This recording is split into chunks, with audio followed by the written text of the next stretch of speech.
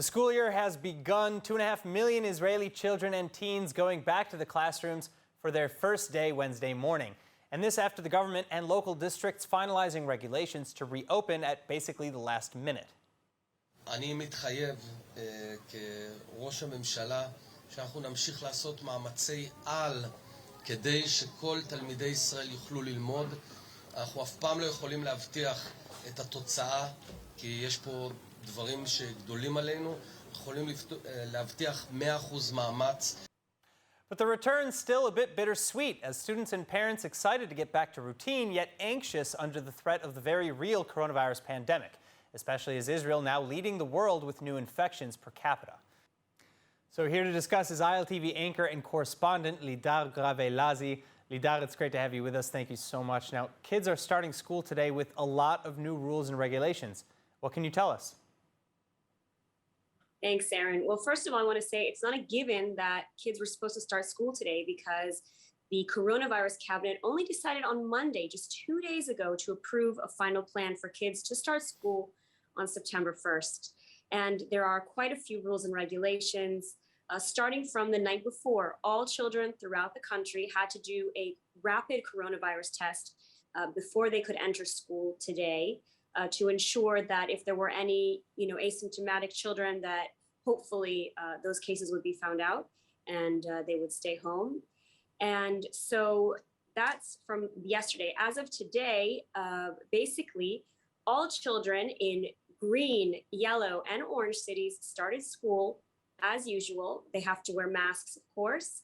And students in red districts had a little bit of more regulations. They have to, kids through kindergarten through 5th grade could learn in the classrooms. 5th grade through 7th grade had to learn outdoors, and high school students could only learn outdoors if more than 70% of their class, if less than 70% of their class was vaccinated. So a lot of kind of regulations to follow on the first day back at school. All right, now a lot of people, as we mentioned, are fairly anxious. They're, it's bittersweet. They're excited but anxious about returning to school, especially with the infection rate the way that it is, like we said. But Director General of the Health Ministry, Professor Nachman Ash, is saying that we should expect to see a rise in the number of COVID cases in the coming days. What's your take on that, especially as a mother? Well, we'll start basically by saying that it's clear that we'll probably find more cases of coronavirus that would have maybe gone undetected because so many students are taking the rapid coronavirus test. So I'm sure there are a lot of, there have been the night before some surprises for parents who suddenly found out that their kid might have tested positive. They had no idea. So I'm assuming that the health ministry is expecting to see quite a few students who they'll catch as being positive. And yeah, it's as a mother, I can say it's a little bit nerve-wracking to send your kids back to school, especially when cases are so high on the one hand. On the other hand, it's really nice to be able to get back to some kind of normal routine for the kids. All right, so far, has everything been going as planned? Is it a smooth transition? And what about also in the ultra-Orthodox sector that started a couple weeks ago? So I'll start first with talking about the ultra-Orthodox sector. Basically, the ultra-Orthodox sector started school previously in August. And so what we're seeing there actually is a surge in cases, and we can attribute that most likely to the fact that the kids are now going back to school and that a lot of kids are infecting one another in the classroom. And so I think that what we've seen in the ultra-Orthodox sector is something that we can most likely expect to see in the general population. So I do think that as the health Director General of the Health Ministry said, we should expect to see a surge in cases as they've seen in the ultra-Orthodox sector. However, I'll add that in the ultra-Orthodox sector, they didn't do the rapid COVID tests beforehand. They were supposed to. It was supposed to be a pilot program, and the ministry simply wasn't able to provide all the rapid tests to students in time. And that brings me to today as well. The health ministry was also unable to give rapid tests to all 2.5 million children. So there are about 250,000 children who are staying home today because they were unable to do a coronavirus rapid test because the schools simply didn't have them. That's one problem. Another problem is that there are about 36,000 teachers and staff and teaching staff who are not vaccinated. And so there's a little bit of controversy there. Do these teachers, they need to do coronavirus tests every couple days now in order to be able to get into the classroom to provide a green pass. And on the other hand, the teachers union is saying it's ridiculous that these teachers have to go through all these, jump through all these hoops, do coronavirus tests when the kids themselves are not vaccinated because they're unable to, because let's say they're under 12 years old and they're coming into the class. So there's a bit of an issue there. Some schools, when they found out that their teachers were not vaccinated, there's, I think, a school in Rehovot that said they weren't going to open today because a large number of their staff were unvaccinated and were refusing to do coronavirus tests. So there's a little bit of, we've seen a lot of problems springing up here and there. There's also some 90,000 students who are in quarantine today, who are unable to start their first day of school. So we're starting the school year, but there are a lot of problems popping up, and I'm sure we'll see a lot more, many additional problems popping up in the coming weeks. All right, Lidar Gravelazi, thank you so much. Send our best wishes, of course, to your kids for their first day of school back in the classroom. And Chag Sameach, happy holidays. Thanks, Aaron. Chag Sameach. Now, in other news, the COVID infection rate in Israel around the highest it's ever been. So while Israeli authorities may be feeling confident about the nation's recovery, allied countries are keeping Israelis at a safe distance. Hannah Rifkin with the report. The European Union officially deciding to remove Israel from its safe travel list. This as Israel suffering from one of the highest infection rates per capita on Earth. The infection rate standing at over 7.2%, around 11,000 confirmed cases every day, and the death toll climbing past 7,000. And likewise, several other nations, including the US, Kosovo, Lebanon, Montenegro, and North Macedonia, also booted from the EU's safe travel listing, meaning travelers can expect to face tighter controls when heading there. The good news, though, the 27 countries in the EU bloc are not obligated to follow the Union's guidance, so they're ultimately free to determine their own border and travel policies, which may vary. Additionally, people who are vaccinated and can prove it will still be admitted into Israel to visit. The only problem with that is that visitors to Israel can only forego isolation upon arrival if they've been vaxxed in Israel. And this despite a new Israeli report concluding that forcing arrivals from abroad into isolation may not even be all that effective in stemming the spread of infection. Then finally, to make matters worse, regardless of final regulations, thousands of tourist entry requests are backed up, sitting unanswered as travel restrictions were up in the air. And this as the high holiday season just around the corner, which is typically an extremely significant period for Israel's tourism economy. Hannah Rifkin, ILTV. Moving on, following some renewed negotiations, the Israeli cabinet back on track towards approving of a 2-year state budget. Finance Minister Lieberman hoping to pass it through its first reading within days. And if approved, it would be the first budget to pass in Israel since 2019.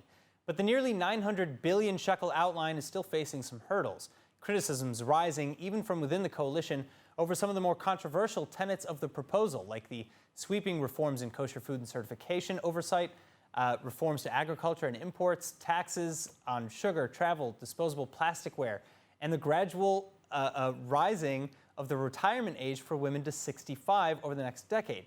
But with me to analyze is value creation expert with the Academic College of Tel Aviv Jaffa, Dr. Alex Cohen.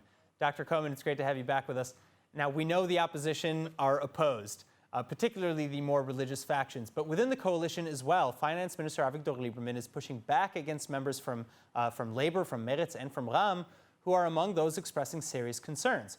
What are the chances that the budget doesn't pass and that the coalition actually collapses? Well, I think that there are not too many chances that the coalition would collapse, because from the beginning it was clear that this is a very feeble coalition with a very tiny majority, with several descendants within it that would consider leaving if they were annoyed. So everybody is walking on eggshells to make sure that nothing happens. One of the things that could help this, so one thing is obvious: the budget that will pass is not the budget that is being submitted today. there would be many cuts and removals of components from this budget.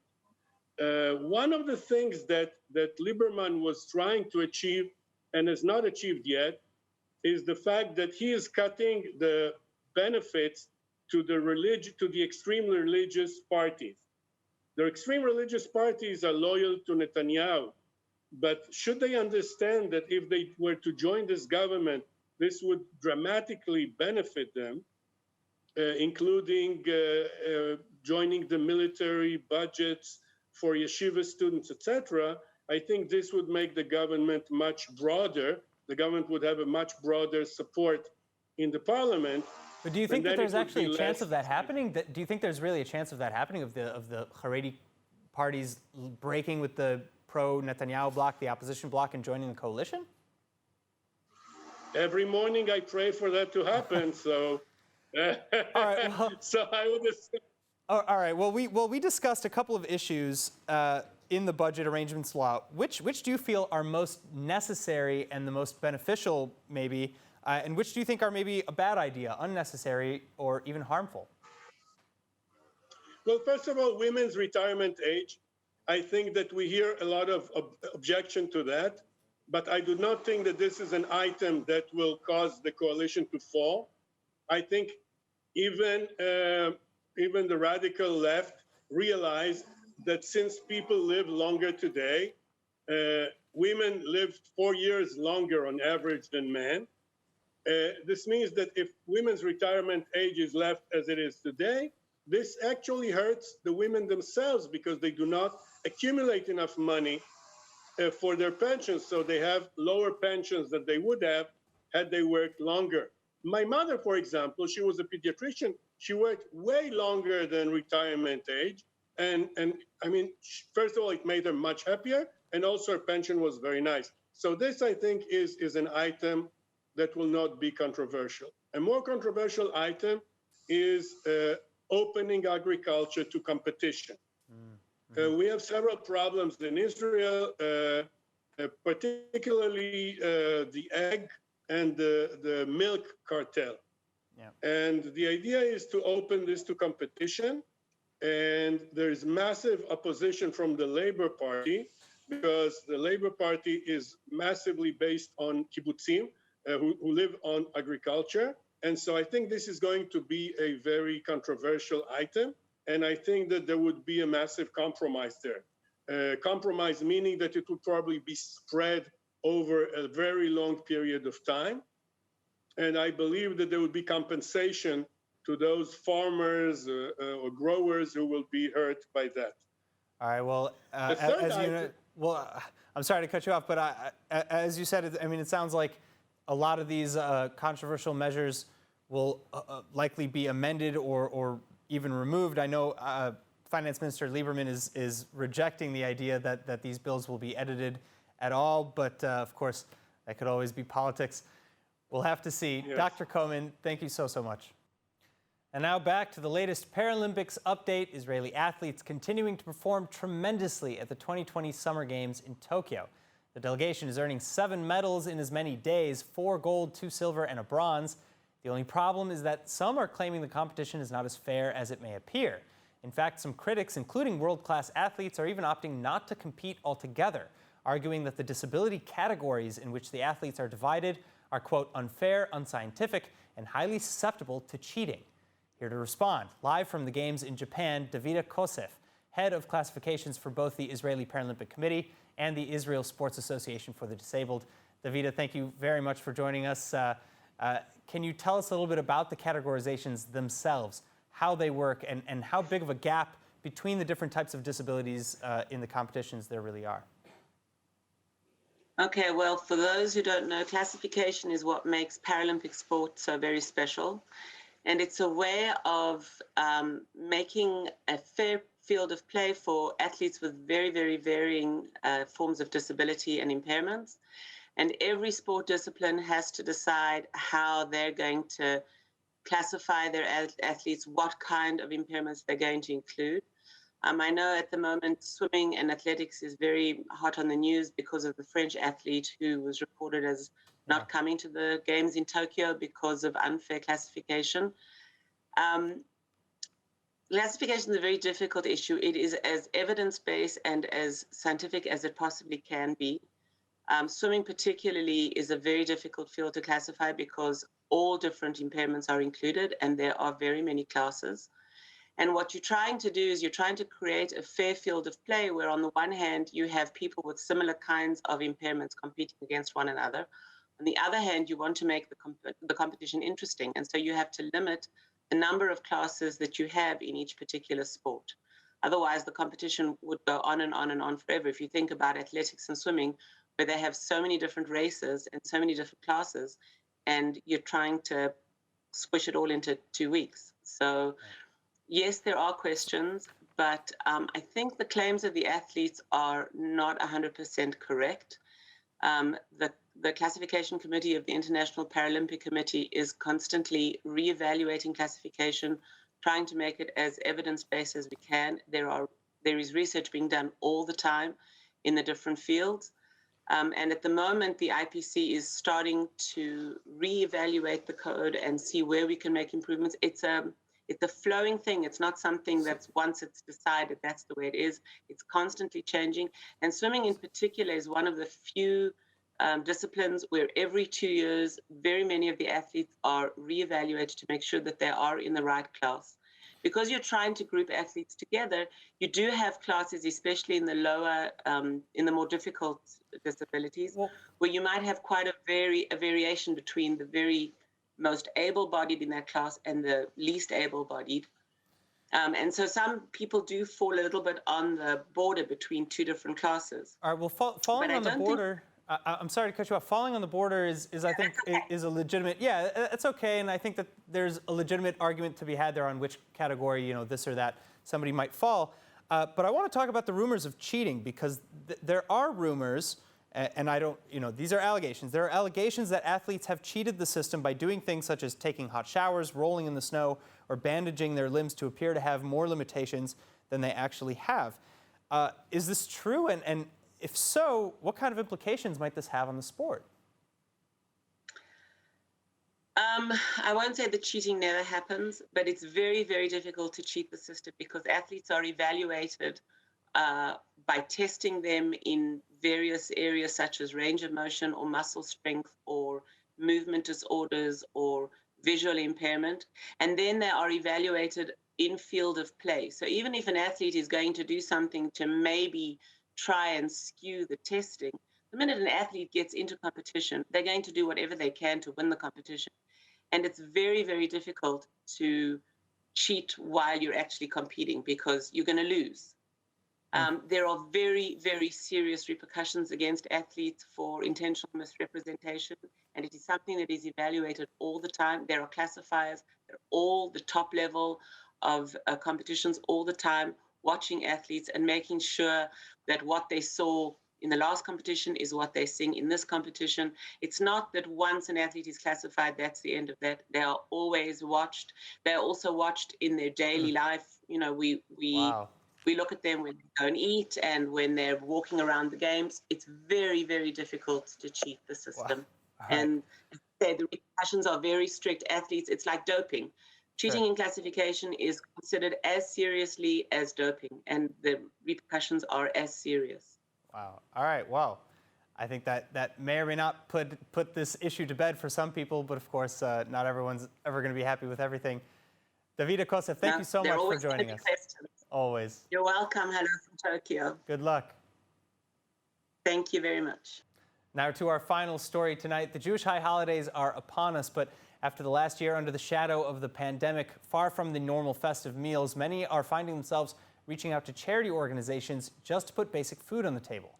So thankfully, there are those organizations who hear these people's pleas, and among them is Yad Ezra V'Shulamit, which aims to feed the poor and otherwise help the needy. They just can't do it alone. So joining me now with how we can help, ILTV reporter Asaf Nissan. Asaf, thanks so much for being with us and this is a very important topic, really. What happened that we see such a rise in the need for charity this year? Because weren't there programs to help prevent people from falling below the poverty line? There were programs there, Aaron, for always are programs, but in the end of the day, the problem is those programs are prone to fall, prone to be buried under red tape, under a lot of bureaucracy. So you cannot promise exactly that those plans will come to fruition. And even then, not all of them are optional to get the same help, the same monetary compliance, the same meals. The fact is, because those programs have very specific terms and conditions, those limit you pretty much to how much you can contribute to. All right, so is this something that, how long-term of a problem do we expect this to be in terms of the rate of poverty and how it's grown and whether or not it will be reduced? And what is Yad Ezra Shulamit planning to do for the holidays this year to help out as much as they can? So unfortunately, we're not going to see we're going to see this as a long-term effect because we are still experiencing and yet to experience the effects of the COVID-19 virus. And we are seeing it's not over with the different variants. So I would say this is a long-term problem that won't go away this easily. But thank God for organizations like Yad Ezra Shulamit who are coming to help. And what they're planning this year is actually raising for Rosh Hashanah and for the high holy days 50,000 meals. This is part, of course, of their natural program to help in any other way possible, like food, clothing, schools, and even community centers for different types of programs in society. But at the end of the day, they still want to make sure people have the food on the table, and this is their most important term and condition for, of course, to make everything work. So for people who are maybe donating to them, because of course Yad Ezra Shulamit is working on donations, could the donations be made as one-time payments or maybe spread payments out, things like that? I know in Israel we have tashlumim, which basically, I mean, Israelis love that, and of course it's optional for everyone who wants to donate. It doesn't have to be a one-time thing. It could be even a six-month program or maybe even a yearly program. So you could potentially, if a single investment might be a little too much, you could spread them out. Exactly, or in case you want to support a whole family throughout the year. Wow. A lot of organizations, and I know Yad Ezra Shulamit also, they support specific families throughout the year, and a monthly donation every month to make sure that family has food on their table. All right, so final question, where do we go if we want to help out? So what we need to do is just go to the website, Yad Ezra Shulamit. There, you're going to have the option to donate, and as much as you feel like you need, and as much as you can give, hopefully getting to the point where we get to 50,000 meals by Rosh Hashanah. All right. Asaf Nissan, thank you so much. Thank you so much. Now let's take a look at the weather forecast with Chana Rifkin. Skies mostly clear now, though meteorologists predicting some clouds still left behind in the Haifa and Tel Aviv areas. Evening lows expected to be between 18 to 27 degrees Celsius, and tomorrow's high temperatures to range between 29 to 39 degrees Celsius, depending on the area. Now back to the studio with Aaron. All right, now before we go, let's take a look at what's going viral in Israel.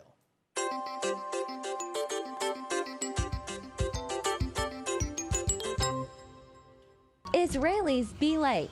Hungry.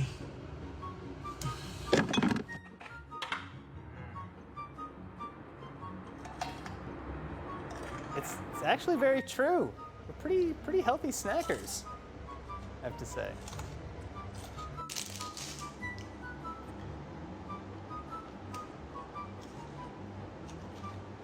Just put it in your coffee too, like the Zohan. All right, that is it for today's news. Today's exchange rate is 3.2 shekels to the American dollar and 2.55 shekels to the Canadian dollar. And finally, for the latest updates and news from ILTV, please like ILTV on Facebook, follow us on Instagram, and subscribe to our YouTube channel, as well as to our newsletter at iltv.tv. I'm Aaron Porras. Be well. Thank you so much for watching.